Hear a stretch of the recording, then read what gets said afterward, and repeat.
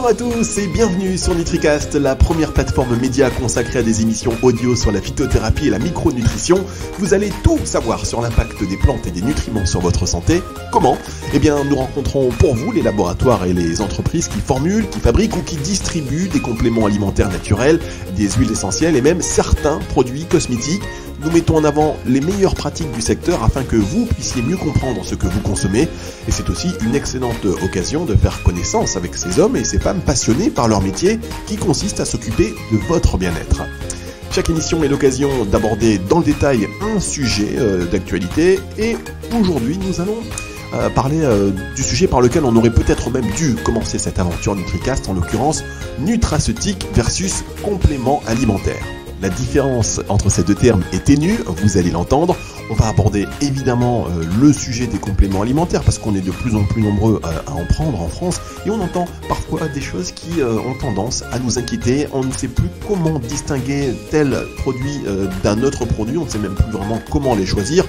Donc aujourd'hui on va aborder tout cela dans le détail et pour évoquer ce sujet, nous sommes en direct du laboratoire Nutri & Co à Aix-en-Provence avec Édouard Fornas, son fondateur, Jean-Baptiste Gouraud, le directeur de la communication et Yazan El Safadi, le directeur scientifique donc de Nutri & Co. Bonjour messieurs.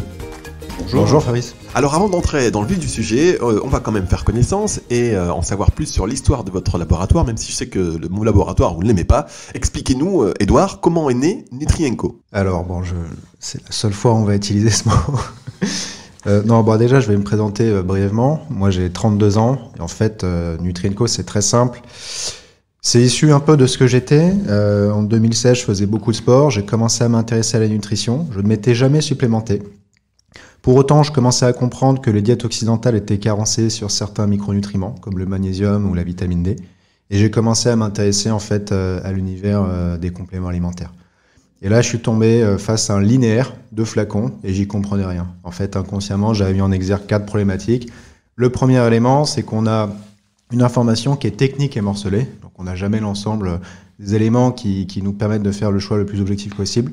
Le deuxième élément, c'est qu'on a des prix qui varient du simple au double, donc à qui faire confiance. Troisième point, zéro transparence sur des produits qui semblent très transformés de prime abord. Et enfin, quatrième élément, on a des packagings qui sont aseptisés à une époque où on a besoin de créer de l'affect autour de ce qu'on consomme.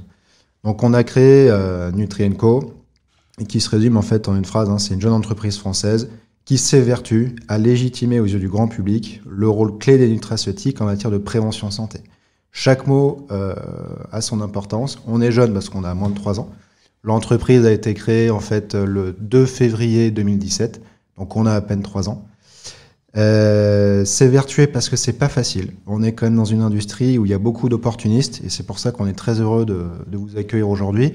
C'est rare d'avoir des fenêtres où on peut s'exprimer et où on peut vraiment témoigner de notre passion. Donc on est vraiment content aujourd'hui. Et légitimer, pourquoi ? Parce qu'on est convaincu que la nutraceutique a un rôle à jouer dans la santé de tout à chacun aujourd'hui, et on va essayer de vous le prouver. Merci Édouard pour ces précisions. Vous avez abordé l'un des aspects fondamentaux de la création de NutriCast, à savoir donner plus de transparence à un secteur qui en manque, clairement. C'est vrai qu'on a peu l'occasion d'entendre des dirigeants ou des équipes s'exprimer sur le sujet, donc c'est le but. Et puis vous avez aussi parlé du prix, des prix qui, pour certains produits ayant des caractéristiques très similaires, passent du simple au double. Est-ce que c'est logique ? Est-ce que ça ne l'est pas ? On va essayer de comprendre ça avec vous. On continue le tour de table avec Jean-Baptiste Gouraud. Vous êtes donc le directeur de communication de Nutri & Co. Vous étiez là dès le début de l'aventure ? Alors, en fait, moi j'ai une expérience en design graphique, surtout issue de la culture web, puisque j'étais en agence web à Paris pendant 7 ans. Et en fait, quand Édouard a parlé de ce... en fait, on était amis, on se connaissait depuis 1 à 2 ans avant le début de Nutri & Co. Et il avait également fait le constat devant son linéaire de compléments alimentaires on va dire, le côté aseptisé des flacons qui existaient déjà. Et on a très vite compris le besoin de créer de l'affect donc autour de la marque et de commencer à créer ce qu'on appelle une brand love. Donc vraiment une marque qui puisse séduire de façon intrinsèque. Et à ce moment-là, en fait, il y a eu un alignement des astres et on s'est dit que ça pouvait être intéressant de bosser ensemble. On a travaillé sur le site internet, sur le logo. Donc en fait, c'est une particularité de Nutri&Co. On a tout fait en interne parce qu'on avait toutes les compétences nécessaires en interne. Très bien, on va parler de la manière dont vous travaillez tout à l'heure. Vous, Yazan, vous êtes le directeur scientifique. On en parlait tout à l'heure en antenne. Ça fait pas très longtemps que vous avez rejoint Nutri&Co et vous étiez auparavant en Bretagne, c'est bien cela? Oui, tout à fait. En fait, j'ai un parcours parallèle, je dirais, à mes jeunes confrères qui ont quelques années de moins que moi. Moi, je suis docteur en chimie médicinale, donc j'ai un parcours plus scientifique et surtout plus pharma. Et il y a quelques années, j'ai goûté un peu au business ou à l'industrie du complément alimentaire en vendant des ingrédients innovants. Et j'ai fait un peu le même constat que Edouard a mentionné tout à l'heure, c'est-à-dire qu'en regardant un peu les linéaires, pour comprendre un peu ce que faisaient mes clients finalement, j'ai eu le même genre de questions. Comment est-ce que les produits sont différents, d'où viennent les matières, pourquoi celui-ci il est plus cher que celui-là. Donc voilà, vraiment on s'est retrouvés très rapidement sur ces points-là. Et quand je les ai rencontrés, j'étais vraiment séduit par l'approche vraiment nouvelle et cette volonté de transparence et de bien faire les choses à tous les niveaux, que ce soit au niveau du packaging, au niveau des formules, mais aussi au niveau, je dirais, de la transparence et de l'éducation des consommateurs. Et franchement, quand on a parlé de travail ensemble, j'ai pas hésité longtemps, je me suis jeté dans le bain tout de suite parce que c'était vraiment une aventure passionnante et ça l'est aujourd'hui au quotidien, donc voilà, je suis très content. Merci beaucoup Yazan. Les présentations étant faites, on va démarrer le sujet nutraceutique versus compléments alimentaires. Nous sommes allés demander à un panel de personnes dans la rue ce qu'ils pensaient des compléments alimentaires et s'ils pouvaient être utiles. On écoute et vous réagissez juste après. Ça peut être utile pour aider les gens dans certains cas de figure, quand ils ont, par exemple dans le sport, quand ils font des efforts, ça peut être utile. Voilà. Je les sélectionne en fonction de la renommée du produit ou alors des conseils de nutritionnistes ou de médecins. Excellent pour la santé. Je prends radis noir, chardon-marie. Tout ce qui est pour le foie en fait, 2 fois par an, sous ampoule, pour libérer le foie, parce que sinon il est trop chargé. Après j'aime bien de temps à autre prendre de la spiruline, mais ça c'est moins fréquent, parce que j'aime pas trop le goût. C'est la pharmacie qui m'a conseillé, c'est plus en prévention. C'est cher et pas toujours très efficace. Ouais, non, par rapport au fait que on vous promet, quand vous lisez la notice, on vous promet des tas de choses, et puis en fait, je trouve que c'est soit très lent d'action, puis on voit pas véritablement si ça marche ou pas. Donc au bout d'un moment, on laisse tomber. Je trouve que ça peut être utile, voilà. Oui, pour la détente, pour les troubles, voilà, enfin voilà, un peu de tout. Le conseil de ma pharmacienne. Je prends qu'un traitement quand j'ai besoin par rapport à un médecin. Qui est prescrit par un médecin. Du coup, là, ça m'est arrivé de prendre un peu de magnésium pour contrôler la fatigue, donc c'est un complément alimentaire hein, comme un autre. De la vitamine C l'hiver pour un peu renforcer les défenses immunitaires et de la vitamine D. Voilà, comme ça j'ai tout cité. C'est des produits qui coûtent rien, qui sont connus et un peu utilisés par beaucoup de gens. Je fais très attention au bio, à la provenance, au bio et surtout au prix, à l'exagération du packaging, etc. Ça, je fais très attention. Le prix des ingrédients, la marque, je la regarde pas en fait, pas du tout. C'est des choses que je fais par anticipation, donc c'est de la prévention. Si je les note, je suis malade 1 fois par an, peut-être que je me dis que c'est peut-être grâce à ça. Voilà. Alors, je sais pas ce que vous en pensez, mais il y a beaucoup finalement d'idées reçues que l'on retrouve dans un simple micro-trottoir. Hein. Voilà, on allait interviewer des gens de 25 à 55 ans. Alors, ils notent les gens, pour la plupart, ont conscience de l'utilité. Donc c'est vrai que aujourd'hui, on n'est même plus dans le débat. Est-ce que les compléments alimentaires sont utiles ou pas, contrairement à certains articles de presse. On y reviendra aussi tout à l'heure. Mais bon, les gens finalement ont conscience de l'utilité des compléments alimentaires. On voit aussi finalement la manière dont ils vont les choisir, soit grâce à un conseil de praticien ou d'un pharmacien, mais en tout cas suite à un conseil de professionnel. On revient, ils évoquent également le prix et puis aussi la qualité des ingrédients. Qu'est-ce que vous en pensez, vous, Edouard ? Alors moi j'aurais d'abord une question à vous poser, c'est où est-ce qu'a été réalisé ce micro-trottoir? Parce que les sociologies en France sont très éclatées et c'est sûr que si on est à Paris dans le 9e arrondissement, on va avoir des réponses qui vont ressembler à celle-ci. En revanche, si on est au fin fond de la Creuse, je pense qu'elles auraient été différentes. Vous avez raison, alors pour le coup ça a été réalisé à Paris et c'est un sujet aussi, quel type de complément alimentaire on consomme selon la ville, et là c'est vrai que c'est assez urbain, c'est-à-dire quel type de réponse on aurait pu avoir si le micro-trottoir avait été enregistré dans la Creuse pour vous? De mon point de vue, on aurait pu avoir la réponse assez classique qu'on retrouve en France et qui se distille dans les médias, c'est-à-dire qu'en France on mange bon, donc on mange bien, donc finalement on est en bonne santé et on a besoin de rien. Après, si on va dans les grandes métropoles, là on a un discours un petit peu différent qui est arrivé avec la culture du functional food, de la vague hygiéniste qui vient des pays un peu nordiques ou germaniques et qui incite en fait des cohortes d'âge de plus en plus jeunes à rentrer dans une logique de prévention santé et non plus de curation. En fait, c'est là où nous en fait on va essayer d'intervenir, c'est que jusqu'à maintenant, l'industrie du complément alimentaire, si on caricature, elle ciblait plutôt des plus de 55 ans qui allaient chercher des substituts de médicaments sans ordonnance en pharmacie dans une optique de curation. Or, aujourd'hui, Jean-Baptiste et moi en sommes les témoins, on considère qu'entre 25 et 30 ans, en Europe, il y a une prise de conscience vis-à-vis de la santé, avec en fait le fait de se dire que c'est dans l'alimentation et dans la prévention que ça va se jouer. Au plus tôt on intervient, au plus on limite les dégâts pour demain. D'accord, donc là en fait vous êtes en phase avec ce qui s'est dit dans ce micro-trottoir. Tout à fait. Oui, si je peux ajouter un point qui est intéressant, j'ai entendu le mot anticipation dans les petits micro-trottoirs et c'est un mot qu'on aime beaucoup. Et donc effectivement, ça montre aussi que c'est un public assez averti qu'on a écouté là tout à l'heure. C'est exactement notre approche. Après, sans rentrer dans les détails, parce que je pense qu'on va l'évoquer à plusieurs reprises, je dirais, dans l'émission, mais il y a eu pas mal de problématiques qui ont été soulevées sur le prix, la transparence d'origine, des labels, mais aussi l'observance. C'est-à-dire quand est-ce que je prends le produit, est-ce que j'oublie de le prendre, qu'est-ce qui se passe si j'oublie. C'est vraiment un problème central pour nous et je pense que voilà, on aura l'occasion d'en discuter, mais c'est quelque chose sur lequel on va travailler aussi.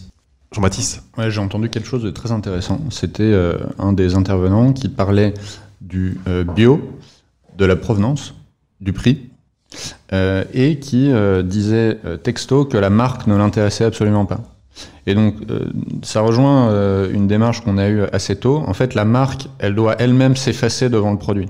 Et c'est vraiment une logique très Nutrien-Co, ça, de pousser le produit et de rendre la marque presque neutre face aux qualités du produit et justement à la transparence autour de la provenance, du prix et du bio. Avant d'aller plus loin, je vais quand même vous demander de revenir sur la différence entre compléments alimentaires et nutraceutiques, puisqu'on en parle. Qu'est-ce que la nutraceutique aujourd'hui en France ? En fait, c'est la même chose. Ce qu'il y a, c'est qu'on est dans une guerre des mots perpétuelle pour faire accepter un produit. Prenons l'exemple en fait des cosmétiques. Ce qui est intéressant, c'est que cosmétique, c'est le nom générique d'une industrie qui s'est démocratisée. Et aujourd'hui, on ne va pas parler de suppléments dermatologiques, on va parler juste de cosmétiques. Et ce qui est intéressant, c'est que nous, on aime bien s'identifier à ce marché-là parce qu'on considère que le marché du complément alimentaire est un marché cousin. Au sens où, si on veut s'inscrire dans une logique de prévention, on doit prendre ces nutraceutiques, donc ces compléments, tous les jours, comme un brossage de dents, en fait. Vous voyez ce que je veux dire ? C'est-à-dire que, évidemment, un dentifrice, c'est tous les jours. Si on oublie une ou deux fois dans sa vie, c'est pas grave. Par contre, si on oublie tous les jours, là, c'est dramatique. Et ben, avec la nutraceutique ou les compléments alimentaires, c'est la même chose. La problématique qu'on a, c'est que le mot complément alimentaire en France est tabou. Il sous-entend en fait que on ne sait pas gérer sa diète dans un pays justement où on aime bien manger, où on pense qu'on mange bien. Donc il y a une problématique, il y a quelque chose qui ne va pas. Ça implique aussi, quand on parle de complément alimentaire, on a besoin du coup d'aller chercher quelque chose pour rééquilibrer sa diète, généralement un conseil, et quand on va chercher un conseil, il est déjà trop tard. On est donc dans une logique de curation. Et ça, on déteste ça chez Nutrien-Co. Et ce qu'on déteste par-dessus tout, c'est donner l'illusion que le régime parfait existe. Nous, on considère la chose suivante, c'est que l'être humain est une formidable machine d'adaptation, que ça lui a permis de s'adapter en fait à tous les environnements, mais que le corollaire, c'est qu'il est jamais 100% adapté à un environnement donné. Et que du coup, il a jamais 100% des apports optimaux.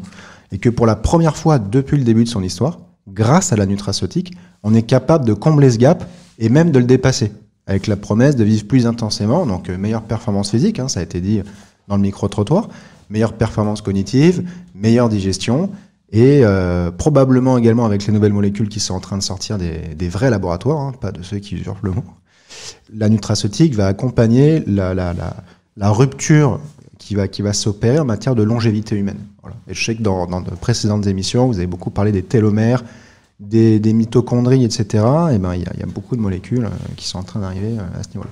Donc, notre objectif, c'est ça, instaurer le complément alimentaire comme réflexe du quotidien, au même titre que les cosmétiques. Et donc, la sémantique va avoir un rôle important. Et c'est pour ça qu'on utilise le mot nutraceutique. D'accord, c'est très clair et c'est vrai que c'est une approche qui nous permet de bien comprendre un petit peu comment déjà, en général, utiliser ces produits. C'est une habitude quotidienne et non pas quelque chose qui doit être pris dans un objectif de curation. Oui. Ouais, juste. En fait, ce qui se passe, c'est qu'on a la majorité de ces produits qui fonctionnent en prévention. On a quand même quelques produits qui ont vocation à avoir des objectifs de curation. Typiquement, un probiotique, bon, on attend des résultats assez rapides, mais derrière ça, il y a aussi une logique de prévention sur l'immunité, etc., etc. D'accord, c'est-à-dire qu'en fait, bon, certains d'entre eux ont peut-être un objectif de curation, mais en tout cas, dans la philosophie, dans l'approche globale de comment prendre ces produits, c'est un réflexe quotidien, à l'instar du brossage de dents. Et d'ailleurs, vous le dites aussi sur votre site, la nutraceutique est le prochain relais de l'évolution de l'espèce humaine. Voilà, quand on va sur votre site, c'est ce qu'on peut lire. Yazan, vous vouliez dire quelque chose ? Oui, en fait, moi, j'ai un avis un petit peu intéressant, je pense, parce que je viens de l'industrie pharmaceutique. Et donc, j'étais typiquement, en fait, un sceptique, je dirais, de la nutraceutique. Mais je pense qu'aujourd'hui, plus personne n'a d'excuses. Voilà, Edouard a parlé de long terme. S'il y a encore 10-15 ans, on ignorait, on ne voyait pas bien les effets de long terme de certains nutriments ou certains produits comme les oméga 3, aujourd'hui, on voit bien l'effet, on a un recul suffisant pour voir un effet sensible et tangible sur la santé, sur la longévité, sur la qualité de vie et sur les performances à long terme. Donc même si c'est compliqué, je sais bien que c'est compliqué quand on ne voit pas l'effet immédiatement de continuer à prendre le produit et d'y croire en quelque sorte. Aujourd'hui, voilà, c'est l'avis un peu scientifique que je me permets de donner. Il y a suffisamment de données pour cesser d'être sceptique. Et voilà, c'est ce qui m'a aussi poussé moi à rejoindre l'aventure, parce qu'aujourd'hui je pense qu'il y a une ouverture très intéressante sur des données qu'on n'avait pas il y a quelques années encore. Oui, Jean-Baptiste ? Oui, alors je voulais revenir sur le côté sémantique, en fait, dans la différence nutraceutique et complément alimentaire qu'on opère. Il y a toute une question de l'esthétique également qu'il faut pas oublier. Donc la sémantique qui sépare nutraceutique, complément alimentaire, nous on l'opère également sur le flacon. On dit pas pilulier, on dit flacon. On dit pas cachet, on dit gélule. Et donc évidemment on dit pas complément alimentaire, mais nutraceutique. Et il y a également une logique au point de vue esthétique, donc qu'on a abordé tout à l'heure sur les flacons, qui sont designés de façon assez chic pour correspondre à un univers cosmétique et non pas le design aseptisé et blanc des piluliers pour le coup qu'on trouve en pharmacie. Et ça, c'est deux choses qui sont importantes, mais il y en a une troisième qui fait que, en fait, grâce à notre maîtrise opérationnelle et à nos volumes de vente, on est capable d'avoir accès à des galéniques, des formes galéniques, qui sont très élégantes. Et là, j'en ai sous les yeux. Alors, on est en audio, donc on ne pourrait pas les voir, mais redéfinissez quand même galénique. Alors, la forme galénique, c'est l'enveloppe que va avoir, c'est le véhicule que va avoir le principe actif pour arriver dans l'organisme. Donc, ça peut être le comprimé, ça peut être une ampoule buvable, ça peut être même une injection. Alors, galénique, c'est par la bouche. Donc, ça peut être un comprimé, voilà, une gélule, c'est ça. Et donc la forme galénique que je vous présente sous les yeux, c'est une LiCaps. Donc pour les auditeurs, ils peuvent regarder en fait nos oméga 3. C'est des gélules qui contiennent un liquide plus une bulle d'azote pour éviter l'oxydation. Et le résultat est vraiment très élégant. Et on en a également d'autres sous les yeux là que je peux vous montrer. On a une DuoCaps qui est une gélule à l'intérieur d'une autre gélule. Et donc ça, c'est quelque chose sur lequel ensuite on peut communiquer. On a des shootings photos uniquement de la gélule qu'on peut mettre en valeur sur les réseaux sociaux. Et ça permet de ramener quelque part de la confiance autour d'un produit transformé. D'accord. Alors, pour tout ce qui est visuel, je vous invite donc à aller sur le site nutrienco.com. .com, c'est ça. .com, voilà. Nutrienco.com. Il y aura des liens de toute façon sur le site Nutricast. Donc vous qui écoutez ce podcast sur Nutricast, vous regardez le petit détail de l'émission. Il y a des liens qui vont être qui vous permettent d'aller directement sur le site et de voir ces galéniques assez originales et ces pilules donc ou ces gélules transparentes avec effectivement puisqu'on parlait de transparence pour le coup là on voit directement ce qu'il y a dedans. Et je vous conseille également notre compte Instagram, qui pour tout ce qui est visuel, ce sera la meilleure chose à faire. D'accord. Alors, je voudrais aussi revenir sur un point qui a été évoqué dans l'introduction, parce que je parlais de laboratoire. Alors, j'ai 2 questions. Alors, Edouard, c'est pour vous. Déjà, question simple. Pourquoi vous n'aimez pas qu'on dise laboratoire, puisque dans le secteur, tout le monde dit laboratoire de compléments alimentaires. Et vous, tout à l'heure, je suis rentré en amont en préparant l'émission, enfin en installant, et Jean-Baptiste me disait, oulala, laboratoire, nous, on n'aime pas du tout ce mot. On y reviendra dans l'émission. Donc, Edouard, pourquoi vous n'aimez pas ce mot? Pour 2 raisons. La première, c'est déjà, quand vous êtes rentré ici, est-ce que vous avez vu des éprouvettes et on vous a reçu en blouse blanche? Bon, je pense que la réponse est non. Je confirme. En fait, ce qui se passe, c'est que les vrais laboratoires, ils sont au début de la chaîne de valeur. Nous, on les visite avec nos caméras, on en fait des films pour lutter contre l'opacité de cette industrie. On ne veut pas après usurper une place qui ne nous revient pas. Moi-même, en tant que fondateur, je ne suis pas scientifique. En revanche, je suis passionné. Et notre métier, c'est de développer des formules sur un cahier des charges, matière, mais également prix, qu'on est capable de bien négocier grâce au volume qui ont été soulignés par Jean-Baptiste, et d'amener ensuite cela à un laboratoire qui va faire des tests pour nous. Donc en fait, si vous voulez, il y a aussi une volonté de notre part de lutter contre le côté sacralisant et dit inaccessible de ce type de produits, pour essayer de les apporter au plus grand nombre. Notre objectif, c'est vraiment, à travers cette vague hygiéniste dont on parlait tout à l'heure et le développement du self-care, que tout à chacun soit capable de se prendre en main pour comprendre les produits qui sont derrière. Et d'ailleurs, vous pouvez constater que ça se retrouve jusque sur l'étiquette de nos produits. On va pas avoir un MacBoost 27, je sais pas quoi. Nous, c'est magnésium et en dessous, 2 pictogrammes. À quoi ça sert? Pour tout de suite être dans cette démarche d'éducation et de dire, voilà, tu peux le faire. Et Jean-Baptiste et moi, au début de cette aventure, étions à ta place. Et on s'est pris en main. On a mangé de la littérature scientifique, etc., etc. Et aujourd'hui, je vais prendre Yazan à partie, mais je pense que s'il nous a rejoint, c'est bien que finalement, cette énergie délivrée, cette passion qu'il nous a amené à sortir 6 premiers produits avant que tu nous rejoignes, Yazan, avec ton arrivée, c'est bien a priori la preuve qu'on ne s'est pas trop planté. Parce que je pense pas que tu aurais mis ta crédibilité en jeu avec 2 zozos qui auraient fait n'importe quoi. Non, tout à fait, je confirme complètement. C'était vraiment un élément fondateur pour moi. Et encore une fois, je l'ai dit au début, cette volonté de tout très bien faire, de tout maîtriser, c'est vraiment, je pense, la signature Nutrienco aujourd'hui. Et effectivement, faire des bonnes formules avec des choses qui marchent et en tout cas qui sont étudiées pour, ça va faire partie de notre ADN, je pense, tout au long de la vie de Nutrienco. D'accord, merci beaucoup Yazan. Alors, on est sur un point qui, en mon sens, est important, parce que, pour tout vous dire, Nutrienco, on parle de vous. L'industrie parle de vous. Vos confrères parlent de vous, puisque vous êtes en train quand même de donner un petit coup de pied dans la fourmilière. Vous le dites sur le nom des produits, vous avez un peu gentiment taclé le nom de produits, et c'est vrai qu'ils ont participé à cette opacité du secteur avec des Boost 841 32Z. Vous allez dans des pharmacies ou dans des endroits, il y a des certains compléments alimentaires qui portent des noms. Pour savoir à quoi ça sert, il faut vraiment y aller avec son mobile et puis checker sur Internet. Donc vous quelque part, et vous donnez des noms beaucoup plus simples et beaucoup plus compréhensibles comme ça, comme vous l'avez dit, à n'importe quel d'entre nous. Le mot complément alimentaire, vous ne l'aimez pas, vous êtes plutôt pour nutraceutique avec, vous l'avez expliqué, une approche totalement différente. Et le mot laboratoire, vous le balayez aussi en disant, nous on n'est pas des laboratoires, alors que le gros du secteur utilise le mot complément alimentaire, utilise laboratoire et on continue encore d'utiliser des noms qui sont un peu compliqués. Qu'est-ce que ça veut dire? Ça veut dire que ces gens-là, ils se plantent, ils se prennent pour ceux qu'ils ne sont pas, ils font exprès de donner un petit peu d'opacité à ce secteur. Si oui, pourquoi? Et vous, comment êtes-vous considérés? Est-ce que vous travaillez ensemble pour essayer de vulgariser au maximum? Enfin, ça fait beaucoup de questions, mais vous comprenez un petit peu ce que je veux dire, non? Il y a beaucoup de réponses à apporter, parce que dans cette industrie, il y a des gens qui vont adhérer à notre démarche et d'autres, au contraire, qui vont pas du tout adhérer. Donc, après, ce qu'il faut savoir, c'est qu'on est quand même à la base sur un secteur qui est dominé à 60% par la pharmacie et la parapharmacie dans les circuits de distribution, qu'on est donc dans une approche B2B, et que quand vous allez vous adresser à quelqu'un qui porte une blouse blanche, c'est bien de lui dire que quand vous êtes dans vos locaux, vous en portez une aussi. Ça rassure quand même un peu plus.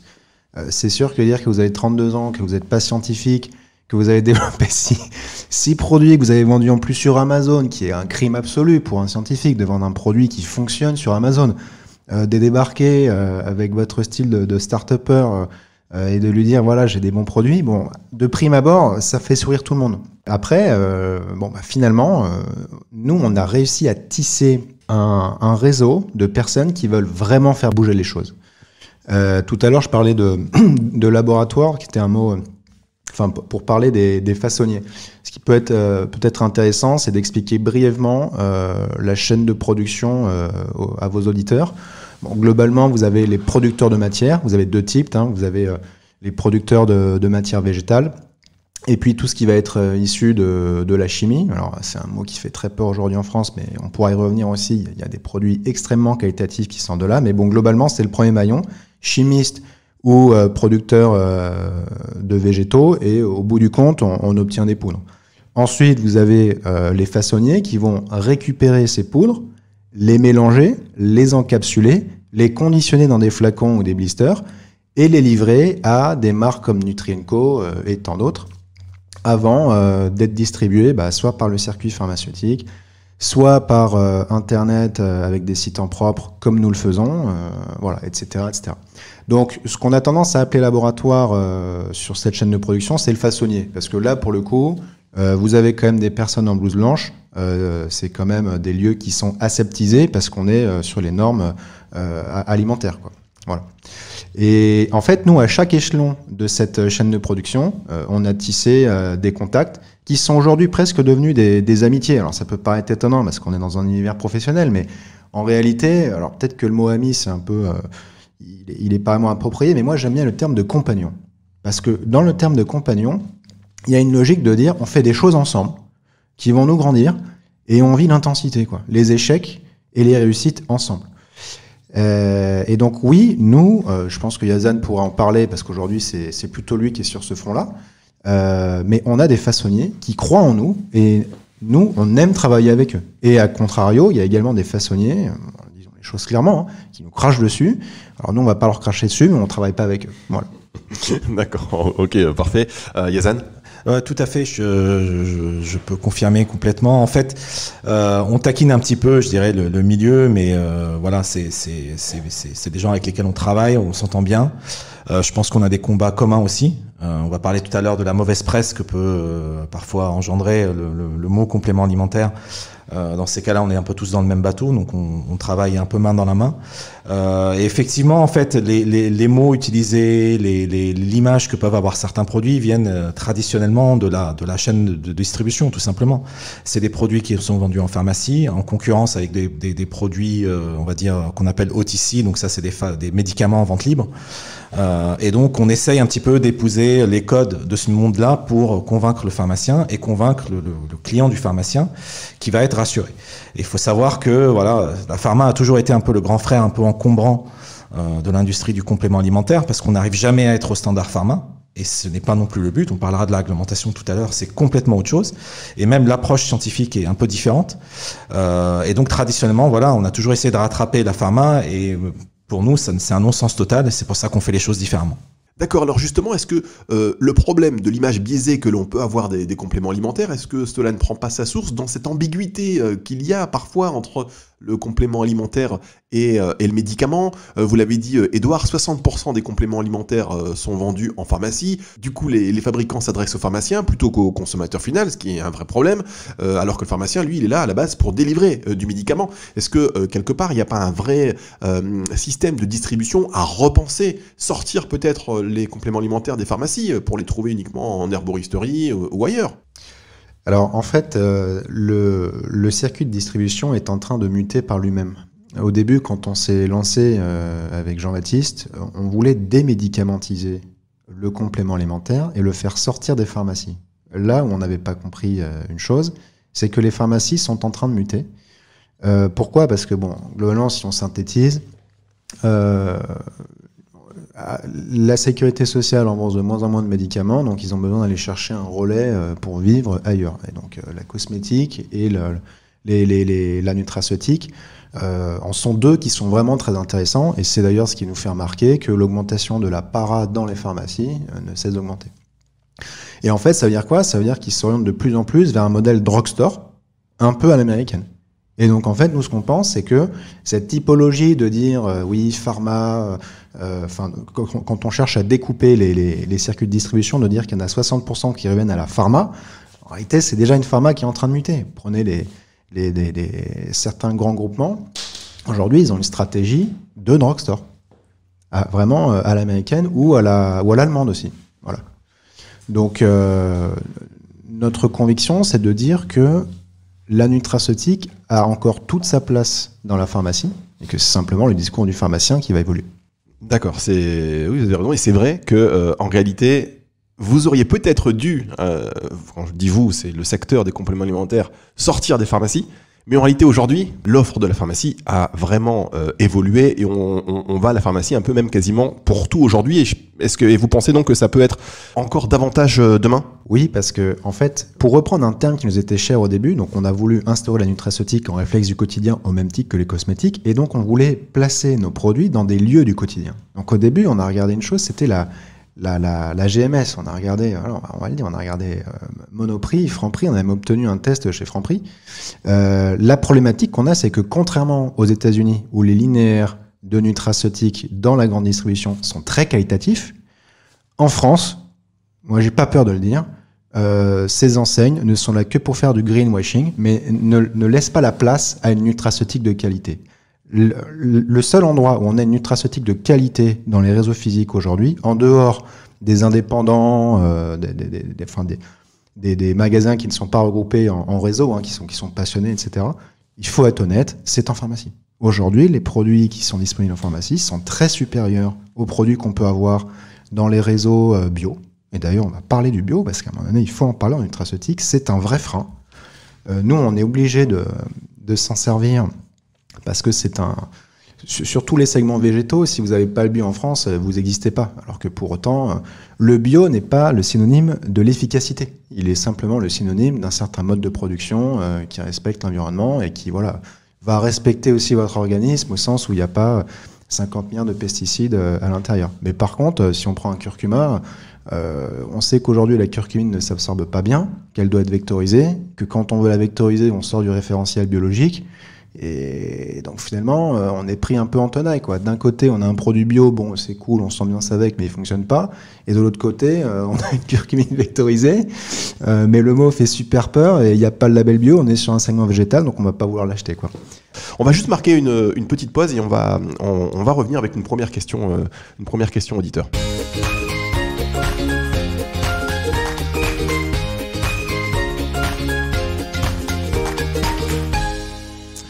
NutriCast aujourd'hui en direct de Nutri. J'ai pas dit laboratoire, en direct de Nutri & Co, spécialisé donc dans la fabrication et distribution de produits nutraceutiques. Vous voyez, j'apprends vite mes leçons. On fait avant nos émissions, en fonction des sujets, un petit appel à questions sur notre groupe WhatsApp et à travers nos réseaux sociaux. On va écouter tout de suite une question auditeur. Bonjour, Nadège de Lille. Puis-je savoir quelle est la différence entre un complément alimentaire et un complément nutritionnel ? Voilà, une question simple que finalement les gens se posent. Et est-ce que complément nutritionnel, c'est encore un synonyme de la profession pour aller étoffer le vocabulaire et complexifier peut-être un peu les choses ? Oui, donc effectivement, là, il y a énormément de mots. On a parlé aussi d'alicaments parfois, etc. Alors, je veux pas dire que ça ne veut pas dire grand-chose, c'est pas vrai. Je pense que l'idée derrière complément nutritionnel, c'est vraiment de se focaliser sur un apport particulier, de type protéines, par exemple. Quelqu'un qui manque de protéines peut avoir un complément nutritionnel en protéines. Alors que quand on parle de complément alimentaire, généralement, on va parler de certains nutriments. Il faut savoir que complément alimentaire est aussi un terme réglementaire très précis, qui englobe une catégorie de produits. Et donc, en fait, il peut y avoir un peu confusion entre le sens qu'on a l'impression de comprendre par les mots et aussi le cadre réglementaire et donc la catégorie, finalement, de produits de consommation, parce que c'est des produits de grande consommation qui sont sur le marché. Il faut oublier, nous, on aime bien appeler les produits par l'ingrédient. plutôt que par leur statut réglementaire, etc. Là encore, c'est quelque chose qui dit pas grand-chose aux consommateurs finalement, mais qui parle aux gens de l'industrie. Voilà, si on manque de protéines, on prend des protéines. On prend pas un complément nutritionnel de protéines. On préfère une approche plus simple. Vous, avec votre approche nouvelle et qui est plus simple finalement et peut-être beaucoup plus transparente et donc nécessaire aujourd'hui, est-ce que vous n'avez pas intérêt à travailler avec une coalition justement d'autres entreprises qui ont cette même vision que vous, parce qu'on sait que le complément alimentaire est regroupé autour d'un syndicat, voilà, par exemple qui est le Synadiète. Est-ce qu'il n'y a pas une entité qui pourrait se former, pas en concurrence, mais en complément, avec des acteurs qui partageraient la même vision que la vôtre? Sur les marques, on y a pensé. Bon, faut savoir que on a sorti Nutri & Co en 3 ans, que on a tous perdu 10 kilos autour de cette table. Et voilà. Donc on a fait déjà beaucoup de choses. C'est quelque chose auquel on a pensé avec Jean-Baptiste, je dirais, il y a 6-9 mois. Maintenant, il faut le temps d'écrire une charte en disant, voilà, si jamais on cherche à regrouper des marques qui ont le même combat que nous, il faut qu'on soit capable de les choisir. Il faut qu'elles soient également capables de se reconnaître en nous. Bon, on a aussi entre guillemets le danger de la jeunesse. On sait qu'on est en train de mettre un peu un coup de pied dans la fourmilière.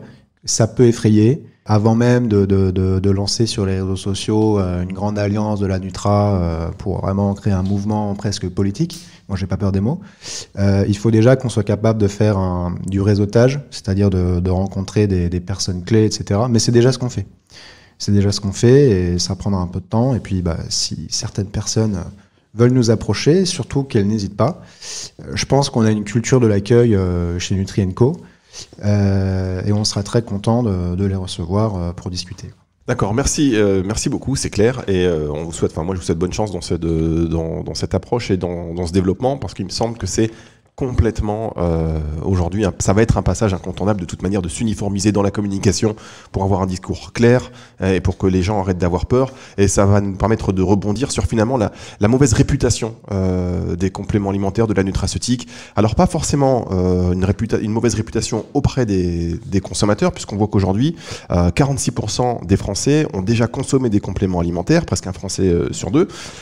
Oui, Edouard? Oui, mais en fait, ce qu'il y a, c'est que ça cache quand même des disparités à l'échelle internationale qui sont importantes. Typiquement, la part du revenu alloué à la nutraceutique en France est très faible, elle est sous les 20 € par an. Aux États-Unis, elle est autour des $80 par an, et en Italie, elle est de 57 € par an. Donc en France, on est extrêmement en retard. Quand vous prenez un graphique qui montre justement cette part du revenu alloué à la nutraceutique en Europe, on est les derniers. On est derrière les Polonais quand même. Faut quand même le savoir. Alors pourquoi? Une question toute simple, parce qu'on soit derrière les États-Unis, ok, mais derrière l'Italie à ce point-là, ou derrière, enfin, pourquoi? C'est la question qu'on se demande aussi. Et bon, on en revient en fait à l'origine en fait de ce sujet, enfin de notre rencontre. C'est le tabou qui entoure l'univers des compléments alimentaires en France. Et le fait qu'en France, on pense que manger bon, c'est manger bien. Là-dessus, il y a une véritable hérésie en fait. Alors justement, on va reprendre une question auditeur, comme ça on va aller jusqu'au bout finalement de la phrase que vous venez d'amorcer. Bonjour, alors en étant naturopathe, je me pose juste la question de l'intérêt de la nutraceutique au quotidien, et notamment lorsque donc aucune pathologie n'est déclarée et qu'on a un régime qui est riche en légumes et en fruits et plutôt équilibré, donc en termes de glucides, protéines et lipides. Donc est-ce que vous pourriez peut-être m'éclairer s'il vous plaît? Merci beaucoup. Alors on voit que donc une personne qui est naturopathe, qui visiblement se pose une question qui est juste. Est-ce que quand on a, et vous le disiez tout à l'heure Edouard, en France on se dit on mange bien, mais est-ce que quand on a un régime équilibré en protéines, en glucides, en lipides, en nutriments, est-ce que il y a une utilité à prendre des compléments alimentaires? Est-ce qu'on peut pas se dire finalement j'en ai pas besoin, juste si je mange bien ça suffit? Alors oui, il y a 50 façons de répondre à cette question en fait dans le positif. On en parlait déjà en début d'émission. Je mets au défi quiconque sur la planète de me présenter le régime originel de l'être humain qui le rendait parfait, grand, beau, sans acné, vivant 1000 ans, etc. Il n'existe pas, il faut être franc. Aujourd'hui, il y a plusieurs cultures alimentaires qui se développent au sein même de notre pays. Aujourd'hui, on commence à avoir des véganes, des végétariens, des paléos, etc., etc. Donc ça, c'est le premier élément. Et donc, face à cet environnement qui nous est inadapté, on est convaincu que la nutraceutique a un rôle à jouer pour nous rendre plus adaptés. Premier point. Deuxième point, c'est vis-à-vis du vieillissement. vis-à-vis du vieillissement, s'inscrire dans une prévention le plus tôt possible, c'est extrêmement intéressant et on peut parler de certaines molécules qu'on ne trouve pas en fait dans un régime classique. On peut parler par exemple de la nicotinamide riboside. Je sais que ça a été une molécule qui a été abordée dans une de vos précédentes émissions. Cette molécule permet d'agir sur l'une des 9 causes de vieillissement cellulaire en apportant le carburant nécessaire aux mitochondries. Bon, rien que pour ça, moi je vous dis, j'ai envie d'en prendre toute ma vie pour espérer vivre plus longtemps en meilleure santé, parce que c'est ça surtout, plus longtemps mais en meilleure santé. Je crois qu'en moyenne en France, c'est 62 ans en fait, que la longévité en santé pour un homme. Donc si je peux aller jusqu'à 70 ans, voilà, je prends ces suppléments. Et enfin, dernier élément, il y a une notion sociale derrière.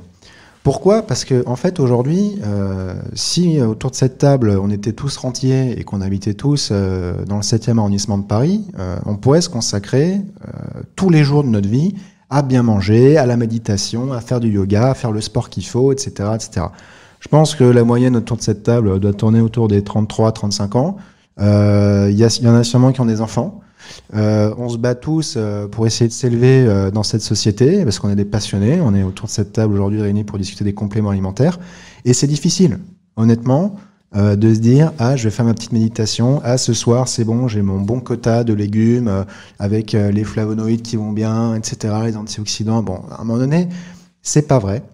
Et on se rend compte que quand on est à l'attaque, quand on est dans l'action, et quand on est aussi à sa place dans les strates sociales, c'est compliqué. Et c'est là que la nutraceutique devient intéressante. Et j'irai même plus loin, c'est qu'il y a une prise de conscience générale. On parlait tout à l'heure de cette vague hygiéniste. Pendant longtemps, on nous a fait croire qu'on pouvait manger pour une part de notre revenu qui était plus faible que celle de nos grands-parents ou que celle de nos aïeux. Aujourd'hui, on est en train de se rendre compte que c'est pas vrai. Pourquoi ? Parce que finalement, quand on va chez Lidl, si on prend que des produits transformés, etc., là, la longévité, on va vivre en bonne santé jusqu'à 50 ans et encore, on est optimiste.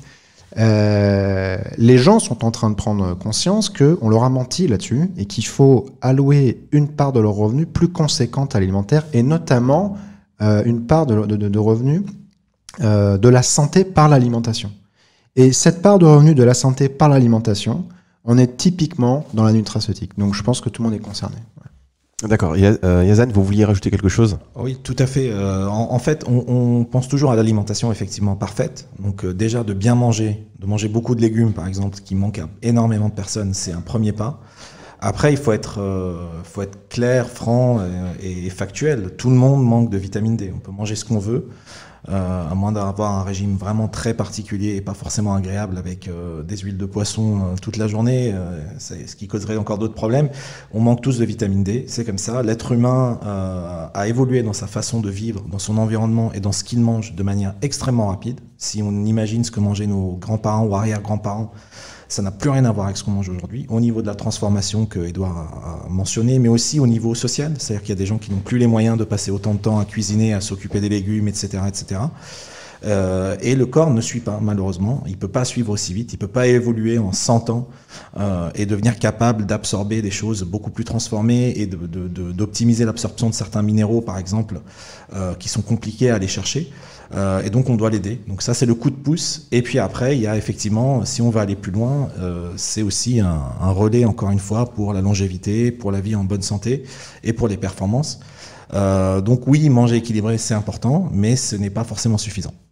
Alors je vais peut-être dire une bêtise, mais est-ce que finalement avec l'évolution de l'homme, est-ce que le développement de ces carences en vitamine D, est-ce que finalement c'est pas quelque chose qui... est-ce qu'on ne doit pas revoir les normes de ce dont on a besoin en termes de vitamine D ? Est-ce que c'est pas l'homme qui est en train d'évoluer et donc qui a un besoin en vitamine D qui est moindre par rapport à il y a 100 ans ? On pourrait voir ça aussi comme ça. Sur la vitamine D, il y a un très grand débat. Là, je sais que les instances de santé ont récemment revu la dose journalière maximale qui est autorisée dans les produits nutraceutiques. Elle était de 400 unités internationales, elle est passée à 1000 unités internationales. Et je crois aussi qu'en matière de jurisprudence, on est en train de s'aligner sur ce qui se fait à l'échelle européenne, et donc on peut atteindre maintenant 2000 unités internationales. Bon, ça, je parle sous réserve de notre conseil, mais je pense ne pas trop me planter à ce niveau-là. Donc a priori, on a plutôt sous-estimé les apports optimaux en vitamine D, et aujourd'hui on est en train de se rendre compte qu'il faut les augmenter significativement. Donc ça veut dire que l'homme finalement va développer une carence, mais donc il s'adapte pas naturellement à son environnement aujourd'hui. Mais en fait, le propre de l'homme, c'est de vivre tout le temps avec des carences. Et c'est pour cela qu'on a changé d'environnement à chaque fois pour essayer de les limiter au maximum. Mais en fait, la nutraceutique, c'est un nouvel environnement qui nous permet de les réduire drastiquement. Donc pourquoi ne pas se lancer corps et âme dans ce nouvel environnement ? C'est la question que je pose à tout le monde. D'accord. Yazan ? Oui, en fait, j'ai envie de vous répondre oui, mais c'était une très bonne remarque. Est-ce que l'homme peut s'adapter ? Je pense que l'homme ne peut pas s'adapter aussi vite. Et puis encore une fois, je suis désolé, je reviens aux données. Il y a énormément d'études, notamment sur la vitamine D, qui montrent que plus on en prend, mieux c'est. Alors, je vais pas dire que les doses dans les études sont infinies, mais elles sont extrêmement élevées, beaucoup plus élevées que ce qu'on voit dans le cadre de ce qui est autorisé, par exemple, aujourd'hui en France. Alors, c'est pas encore assez solide, je dirais, pour autoriser, ouvrir les vannes et dire à tout le monde de prendre 10 000 UI par jour. Mais on commence à comprendre qu'effectivement, plus on en prend, mieux c'est. Et l'idée, encore une fois, ce n'est pas forcément d'atteindre ces apports et de dire, voilà, j'ai ce qu'il me faut, mais c'est aussi d'aller plus loin. Et sur certains nutriments, on sait qu'en allant plus loin, on optimise un peu le fonctionnement de notre corps et on vit mieux et en meilleure santé. Est-ce que la loi, finalement, le cadre français réglementaire n'est pas trop strict ? Alors, je vais pas du tout dire que la loi est trop stricte. Il faut savoir déjà, si on reprend un peu les choses à la base et expliquer le cadre réglementaire qui est totalement ignoré par tous les consommateurs, en fait, on n'est pas des médicaments. Donc on n'est pas, je dirais, sous la tutelle de l'ANSM, qui est l'Agence des médicaments en France. On est géré par la DGCCRF, qui est celle qui est on va dire la direction des répressions des fraudes, donc qui s'occupe des biens de consommation. Donc ça, c'est déjà un cadre qui est très important. On ne fait pas des médicaments. Et ce qui se passe aujourd'hui, c'est qu'on a un peu l'impression d'être entre les deux mondes, quoi. On n'est pas de l'alimentaire basique, mais on n'est pas non plus des médicaments. Et c'est ce qui crée un peu de frustration parfois chez certains confrères ou certains acteurs de la filière nutraceutique qui se disent on n'a pas le droit d'aller plus loin, on n'a pas le droit de mettre des nouvelles molécules, etc. Donc ça peut paraître un peu frustrant, mais la réalité aussi, il faut le rappeler, c'est qu'on est très bien encadré et que le rôle de la DGCCRF, c'est aussi de protéger les consommateurs, c'est sa mission dans notre pays, et donc tout est encadré. On ne peut pas utiliser n'importe quelle plante. Je vais aller même plus loin, on ne peut pas utiliser n'importe quelle partie de la plante, on ne peut pas l'extraire n'importe comment, on ne peut pas doser des actifs n'importe comment, et on ne peut pas dire n'importe quoi sur les produits. Je ne peux pas prendre un nouvel extrait que personne n'a utilisé en Europe depuis très longtemps et le mettre sur le marché. Là, il y a tout un process de ce qu'on appelle novel food, donc ça c'est des études toxicologiques pour vérifier que ce nouvel aliment ne va pas poser de problème de santé ou autre problème, on va dire, au consommateur. Et après, une fois qu'on a validé en fait toutes ces cases, on a le droit de mettre le produit sur le marché et on a le droit de dire certaines choses. Je ne peux pas vendre du curcuma en disant qu'il va guérir le cancer ou qu'il va résoudre des problèmes psychologiques. Le curcuma a des allégations spécifiques qui lui sont attachées et on ne peut pas sortir de ce cadre-là. Donc déjà, en fait, je dirais que les règles sont claires. On peut imaginer des autorités qui sont plutôt prudentes, plutôt un peu lentes par rapport à d'autres pays qui sont plus cavaliers à autoriser des nouvelles molécules, mais ça c'est philosophique. Je veux dire, le principe de précaution, c'est un principe fondamental en Europe, et on ne va pas remettre en cause le principe de précaution pour vouloir sortir des produits plus vite. Bien sûr qu'un industriel va vous dire ça, il a envie, lui, il a ses données, il est convaincu, il sait que le produit est bon. Mais voilà, bon, après il faut jouer le jeu. Alors ce qu'il y a aujourd'hui et qui est très intéressant par contre, c'est que vous avez mentionné le Synadiète et on est très content qu'il travaille là-dessus. Je sais qu'il y a un courant qui veut créer, on va dire, un statut réglementaire spécifique pour ces produits et je pense que c'est une excellente solution. Donc ça ne serait pas des produits de santé de pharmacie, on va dire, habituels, c'est pas des médicaments, ça sera des produits de santé naturels. Donc c'est un cadre qui existe déjà au Canada, qui fonctionne bien, qui est spécifique aux compléments alimentaires et qui, je pense, peut résoudre beaucoup de problèmes, entre guillemets, rencontrés par les industriels aujourd'hui, répondre à beaucoup de frustrations et surtout faciliter aussi la vie des autorités de contrôle qui doivent gérer ces produits. Je me mets un peu à leur place. Tous les jours, il y a à peu près des centaines de produits qui sont déposés. Je crois qu'on est à plus de 1000 par an. Ils doivent les vérifier, les scruter. Il y a des nouvelles molécules, des nouvelles façons d'obtenir les molécules, des nouvelles standardisations, parfois des nouvelles allégations. Donc c'est très compliqué aussi à suivre. Et d'avoir en fait une autorité de tutelle spécifique, adaptée et éduquée sur ces produits, ça peut vraiment faciliter les choses. Donc on soutient à fond ce mouvement de produits de santé naturelle. On lance pas un appel, mais on a dit qu'on était ouvert à discuter. Typiquement, ça c'est un courant dans lequel on est tout à fait sensible. J'ajouterais juste un petit élément, c'est que souvent on entend dans certaines industries que la réglementation nous empêcherait d'innover. Chez Nutri&Co, on pense que c'est une hérésie. C'est pas la réglementation qui nous empêche d'innover. Alors qu'est-ce qui vous empêche d'innover ? Ce qui empêche d'innover, c'est qu'on est sur un secteur qui, voilà, disons les mots, hein, on a à peu près, allez, on va se lancer, 80% des formules qui sont dites opportunistes. C'est comme ça qu'on les présente, nous, dans notre équipe. Ça veut dire quoi ? Ça veut dire que ce sont des formules qui ne vont pas coller aux dernières avancées scientifiques, qui sont sous-dosées, etc. Et donc, on a l'impression que c'est quelqu'un qui a été voir un façonnier et qui lui dit, bon, le curcuma, ça marche, ça-moi un petit curcuma pipérine, voilà, on s'ambiance, on en cale un peu partout et on est content, quoi. Bon, c'est dommage de pas aller un petit peu plus loin, de pas coller aux dernières avancées scientifiques, par exemple, en matière de vectorisation de curcumine, on en parlait tout à l'heure. Et en fait, on entend souvent ensuite ces personnes, lorsqu'elles se font attaquer sur le côté « oui, mais vos formules sont vétustes », se réfugier derrière la réglementation. Elles vont dire « oui, mais la réglementation nous empêche d'innover, etc. » Bon, nous, on pense que c'est pas vrai. On pense que c'est pas vrai. La preuve en est que, vous voyez, la nicotinamine riboside dont on parlait tout à l'heure vient d'être validée Novel Food en France aujourd'hui. Je veux pas dire de bêtises, mais je crois qu'en Europe, on fait partie des premiers pays où cette molécule va être acceptée sur le marché. Ouais, non, je pense qu'on a les mêmes écueils en fait d'innovation de toutes les industries, c'est-à-dire qu'il y a une certaine inertie assez générale des acteurs. Quand vous voulez sortir un nouveau produit, voilà, je ne sais pas si on peut faire un petit teaser là-dessus, mais quand on va aller chercher une mélatonine naturelle, de la doser dans une matrice spécifique, c'est pas évident. Donc là, il faut être accompagné de partenaires qui sont capables de faire ce genre de développement et de travailler avec nous pour mettre au point, on va dire, un nouveau produit et pour innover, effectivement. Donc c'est tout un environnement, c'est un état d'esprit et c'est une approche en fait de vouloir faire bouger les lignes tout simplement. C'est pas du tout la réglementation, les règles elles sont les mêmes pour tout le monde. Ça fait longtemps qu'il y a des nouveaux produits qui arrivent régulièrement sur le marché. Si certains y arrivent, c'est que c'est pas la réglementation qui les limite.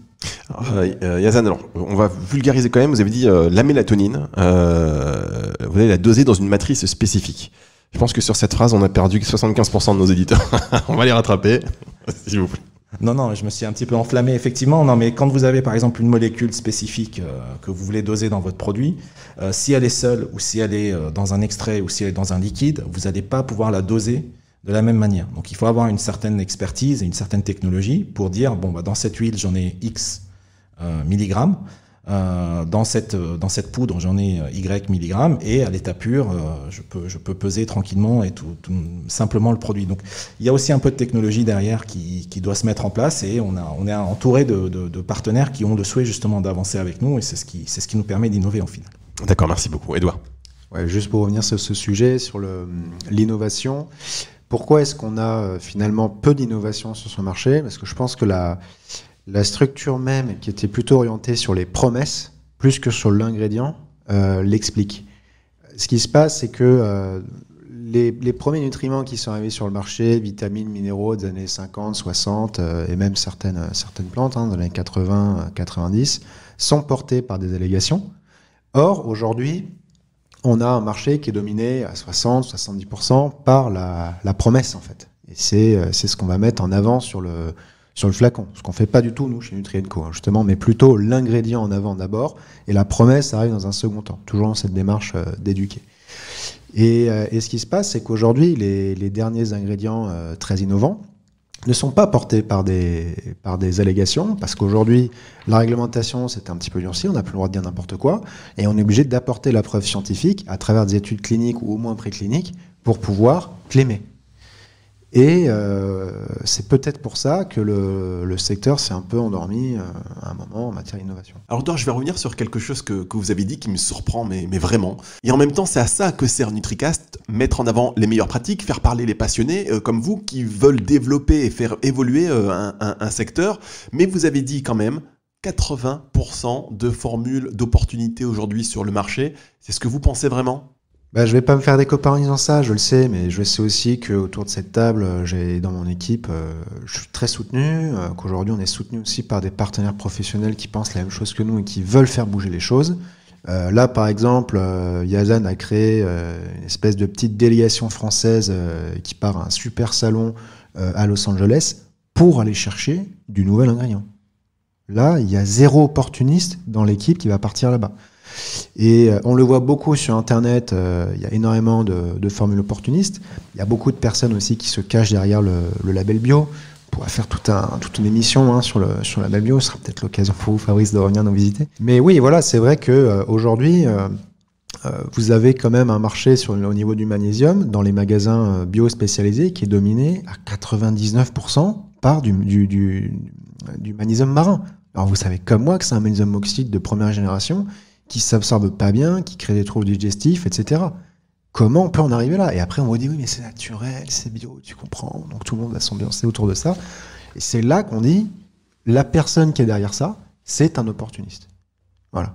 Et on pense également que la personne qui vendait du magnésium marin dans les années 90 n'était pas forcément un opportuniste, mais le fait qu'elle n'ait pas adapté sa formule, finalement, l'a fait basculer dans ce giron des opportunistes aujourd'hui.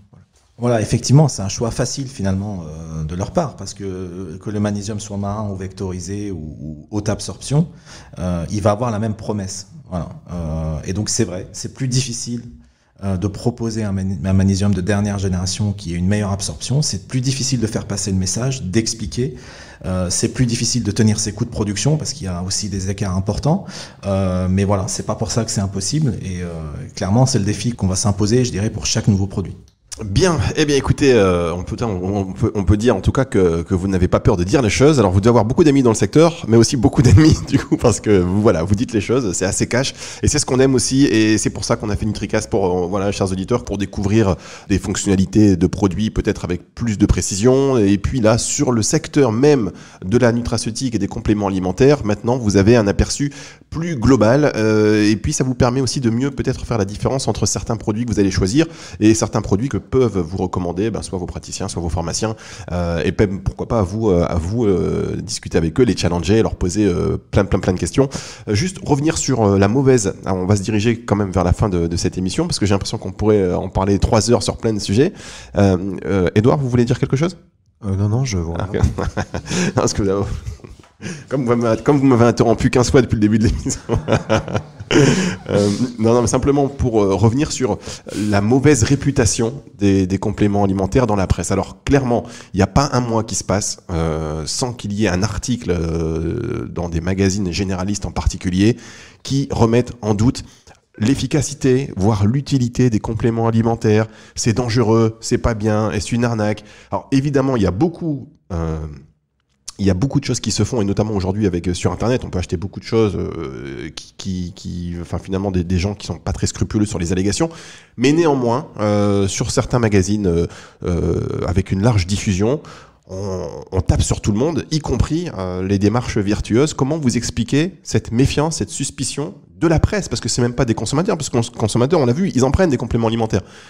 Pourquoi les professionnels de santé qui, derrière, les professionnels de santé, ces magazines, les journalistes souvent qui écrivent sont des journalistes spécialisés dans la santé, pourquoi les médias grand public tapent sur vous en permanence? Alors déjà, je trouve ça très bien d'avoir distingué 2 éléments. C'est d'une part les médias qui tapent sur la Nutra en général, et d'autre part les médias qui tapent sur la Nutra sur Internet. C'est 2 sujets qui sont vraiment différents. Le premier, c'est issu en partie du tabou qui entoure l'univers de la nutraceutique en France. Ce qu'il faut savoir, c'est que comme il y a un tabou, il y a une méconnaissance. Comme il y a une méconnaissance, elle se situe à tous les niveaux. On l'a déjà dans le corps médical, qui est assez en retard. En France, je crois que les modules de formation sur la nutrition à l'université sont assez récents. Je crois qu'ils ont moins de 20 ans. Je pense pas me planter en disant ça. Quant aux États-Unis, ils sont en place depuis les années 60. Je sais qu'à Harvard, il y a énormément de formations à ce niveau-là chez les médecins. Mais du coup, ça implique aussi qu'en France, on a très peu d'études, hormis Sudimax, que tout le monde connaît, il y a très peu d'études qui ont été menées sur le long terme. Alors la problématique qu'on a, c'est qu'en nutraceutique, si on n'est pas sur des échelles de temps longues, c'est-à-dire 5-10 ans, on a des résultats qui sont très faibles. Typiquement, tout à l'heure, Yazan parlait des oméga-3. Si on prend une étude clinique qui traite des oméga-3 et de leurs résultats sur notre santé cardiovasculaire sur seulement 18 mois, on va tous arrêter de travailler. Par contre, si on la regarde sur 10 ans, là, on va tous revenir autour de cette table pour en discuter. Est-ce que ça va nous intéresser? Donc, il y a une problématique un petit peu à ce niveau-là. L'autre problématique aussi qu'on a, c'est que en France, on est dans une culture, faut pas avoir peur de le dire, un peu de l'assistanat. Quand vous allez aux États-Unis, vous n'avez pas de sécurité sociale, la santé ça coûte très cher, les médicaments coûtent une blinde, et donc vous avez tout intérêt, dès que vous commencez à avoir 25-30 ans et que vous commencez à prendre conscience que ça se passe aussi dans votre assiette, et de commencer à rentrer dans cette logique de prévention. C'est pour ça que l'industrie de la nutraceutique est beaucoup plus développée aux États-Unis, mais que surtout l'Américain moyen est très éduqué sur ces produits-là, et donc il sait de quoi il va parler. Et également, les entreprises investissent beaucoup dans des études avec des profondeurs temporelles suffisantes pour crédibiliser en fait cette industrie-là.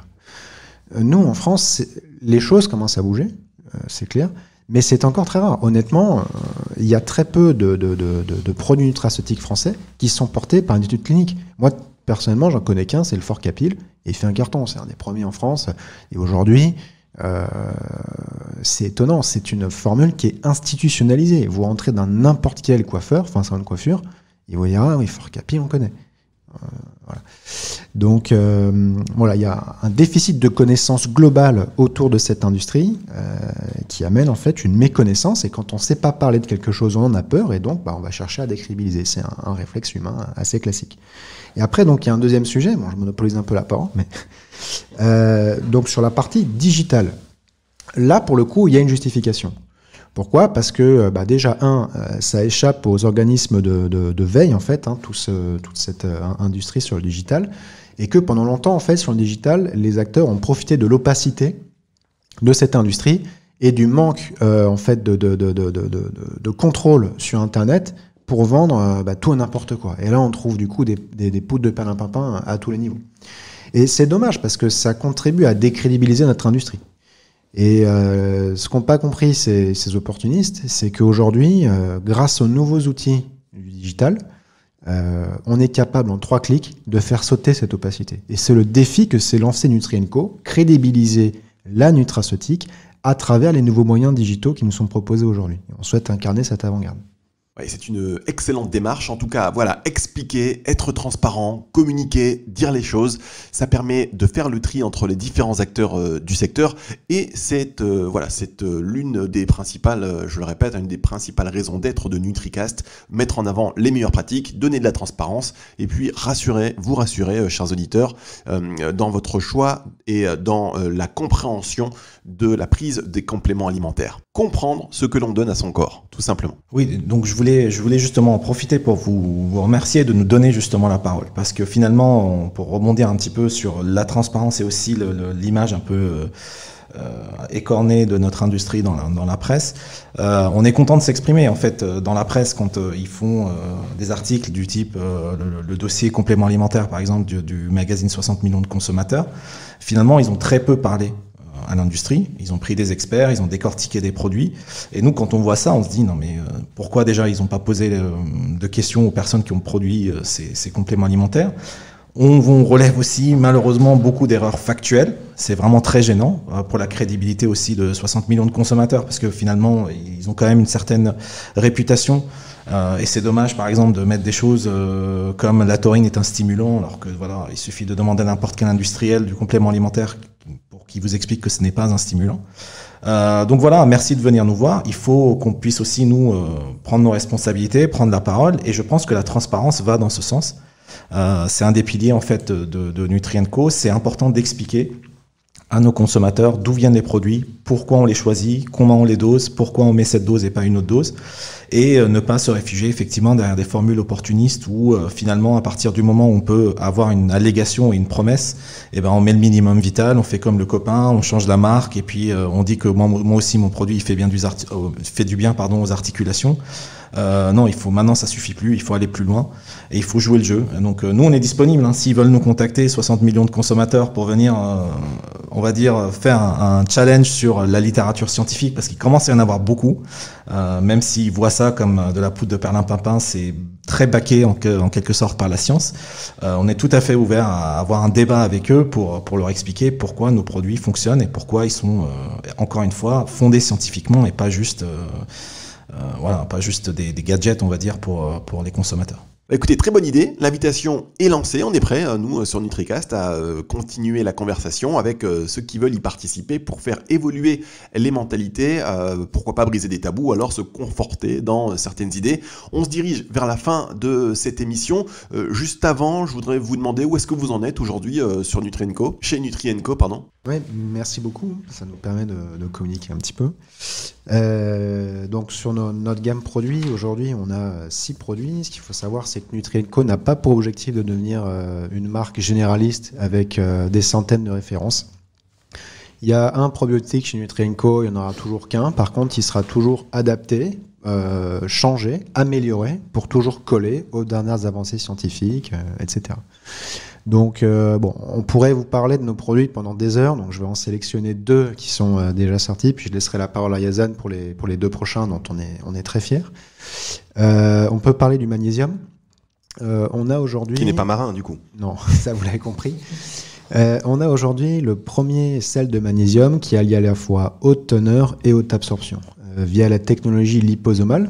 Donc on va la décrire très rapidement. En fait, on a micro-encapsulé un oxyde de magnésium. Donc c'est un magnésium qui de prime abord semble plutôt négatif, enfin plutôt dépassé en tout cas, dans une sphère de phospholipides. Or les phospholipides sont les lipides qui composent les membranes de nos cellules. Ce qui va faire en fait que cette petite capsule va être reconnue comme nutriment tout au long du tractus digestif de l'être humain et va donc être bien absorbée. La biodisponibilité est très importante puisqu'en fait, cette sphère de phospholipides va jouer un peu le rôle d'un cheval de Troie dans les cellules et ce qui va permettre de délivrer le magnésium oxyde.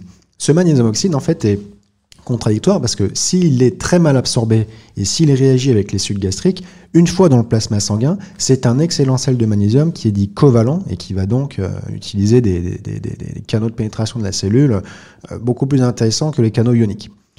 On a complété cette formule par 2 autres sels, des chélates pour les connaisseurs. Donc on va avoir un malate de magnésium qui est très bien documenté quant à sa capacité pour atteindre les muscles. Juste pour les connaisseurs, mais alors pour les non-connaisseurs, il faut faire en sorte que nos auditeurs ne sont pas forcément des connaisseurs, et même s'ils le sont, je pense que c'est bien de vulgariser le plus possible pour qu'un plus grand nombre comprenne. Alors en fait, donc on va repartir un peu sur la base. Aujourd'hui, il y a maintenant 3 grandes familles de sels de magnésium. Alors, il y a les sels qui sont dits inorganiques, dont appartient l'oxyde de magnésium. Et notamment le magnésium marin, qui est un autre mot pour dire oxyde de magnésium.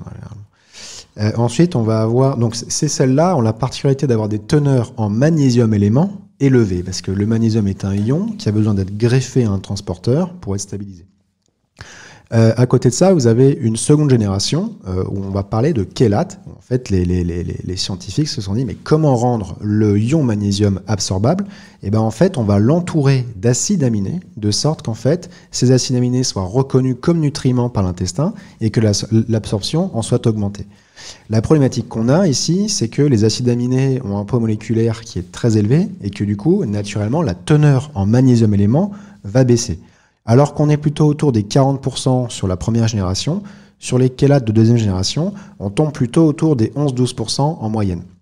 Et enfin, arrive cette 3e génération de sels de magnésium, qui sont les magnésiums dits liposomés, qui vont allier à la fois haute teneur et haute absorption, puisqu'on est autour des 30-32% de magnésium élément, et on a une absorption qui est très élevée, à travers donc la technologie liposomale que je décrivais tout à l'heure. Donc, si vous voulez, dans notre formule, on va avoir un liposome, donc haute teneur, haute absorption, mais on a également gardé 2 chélates qui sont bien documentés quant à leur capacité à atteindre, pour le malate de magnésium, les muscles, et pour le N-acétyltaurinate de magnésium, les tissus cognitifs, qui sont extrêmement difficiles à atteindre pour le magnésium. Donc, on est très fiers de cette formule. Un autre produit aussi dont on est très fier, on en parlait tout à l'heure, donc ça me permet de rebondir, c'est notre curcuma. On a la première curcumine vectorisée bio. Donc là, il faut revenir en fait un peu sur la genèse. Ce qu'il faut savoir aujourd'hui, c'est que le principe actif du curcuma, la curcumine, est peu stable et ne s'absorbe pas bien à l'état naturel.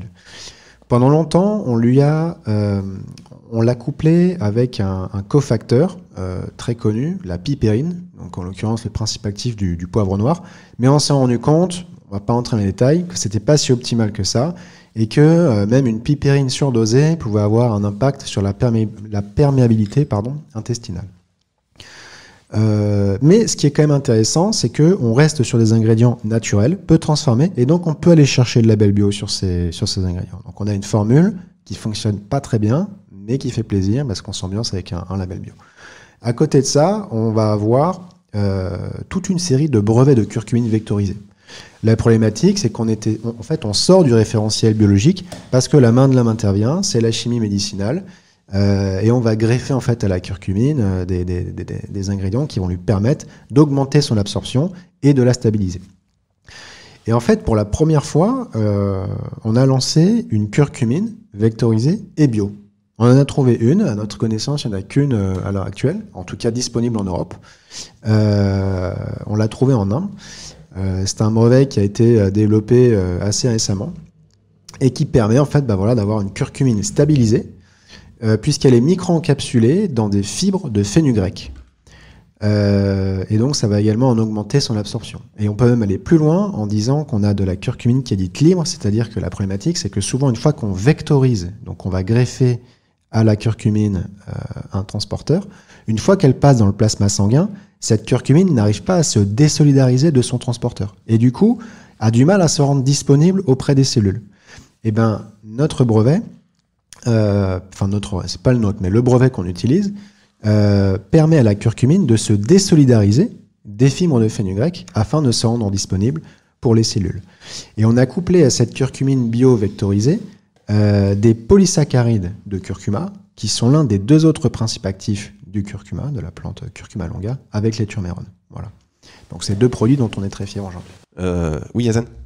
Oui, après sur les nouveaux développements, donc faut pas me lancer dessus parce que je vais y passer la journée. Juste deux produits qui nous tiennent un peu à cœur et je pense qu'ils symbolisent un peu notre démarche. Le premier, c'est une mélatonine végétale sur laquelle on s'arrache les cheveux et on perd des kilos aussi depuis quelques mois parce qu'on a fait tout le travail de qualifier la matière, de vérifier en fait sa validité, on va dire réglementaire aussi en France. Donc ça, c'est un travail qu'on a fait en accompagnant, je dirais, le producteur de cette matière. Donc ça, c'est aussi une signature et une façon de faire à laquelle on tient. Et donc pour compenser ces pertes de cheveux, on a aussi un produit pour les cheveux justement, qui est finalement le premier produit pour les cheveux qui soit bio et végétal. Donc vegan, il va avoir le label de Vegan Society.